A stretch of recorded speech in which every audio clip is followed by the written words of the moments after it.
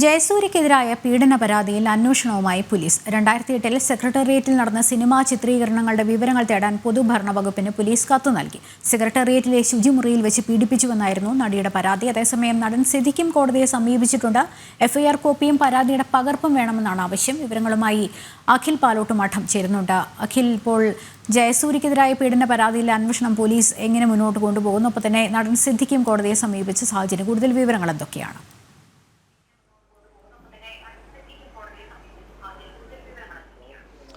ലക്ഷ്മി, ചലച്ചിത്ര മേഖലയെ പിടിച്ചുകുലുക്കിയ ഹേമ കമ്മിറ്റി റിപ്പോർട്ടിന് പിന്നാലെ ചില ചലച്ചിത്ര താരങ്ങൾ ഉന്നയിച്ച പരാതിയിൽ പോലീസ് നടപടി സ്വീകരിച്ചിരുന്നു. അതിൽ പ്രമുഖരായ സംസ്ഥാനത്തെ ചില ചലച്ചിത്ര താരങ്ങളുടെ മേലാണ് ആ പരാതി ഉന്നയിച്ചിരുന്നത്. അതിൽ ജയസൂര്യക്ക് എതിരെ ആരോപണം ഉന്നയിച്ച ആ പരാതിക്കാരി ഉന്നയിച്ചത് 2008-ൽ സെക്രട്ടേറിയറ്റിൽ ഒരു സിനിമയുടെ ചിത്രീകരണം നടക്കുന്നതിനിടയിൽ വെച്ചാണ് തന്നെ ലൈംഗികമായി അതിക്രമിക്കുന്നതിലേക്ക് വേണ്ടി ജയസൂര്യ ശ്രമം നടത്തിയത് എന്ന പരാതിയായിരുന്നു അന്ന് മുന്നോട്ട് വെച്ചത്. ആ പരാതിന്മേൽ ഗവൺമെന്റ് പോലീസാണ് ഇപ്പോൾ സെക്രട്ടേറിയറ്റിലെ പൊതുവിതരണ വകുപ്പിന് ഇപ്പോൾ അപേക്ഷ നൽകിയിരിക്കുന്നത്. അതായത് 2018 കാലയളവിൽ സെക്രട്ടേറിയറ്റിൽ നടന്ന എല്ലാ സിനിമാ ചിത്രീകരണങ്ങളുടെയും വിശദാംശങ്ങൾ നൽകണമെന്ന ആവശ്യം മുന്നോട്ട് വെച്ചാണ് കണ്ടോൺമെന്റ് പോലീസ് ഇപ്പോൾ ഈ അന്വേഷണത്തിന്റെ ഭാഗമായി പൊതുവിതരണ വകുപ്പിന് ഇപ്പോൾ അപേക്ഷ നൽകിയിരിക്കുന്നത്. അതിനോടൊപ്പം തന്നെ അമ്മയുടെ സെക്രട്ടറി ആയിരുന്ന സിനിമാ ചലച്ചിത്ര സംഘടനയായ അമ്മയുടെ ജനറൽ സെക്രട്ടറി ആയിരുന്ന ടി സിദ്ദിഖിനെതിരെയും ഇതുപോലെ ആരോപണം ഉയർന്നു വന്നിരുന്നു. സിദ്ദിഖിനെതിരെ പരാതി കൊടുത്ത പെൺകുട്ടിയുടെ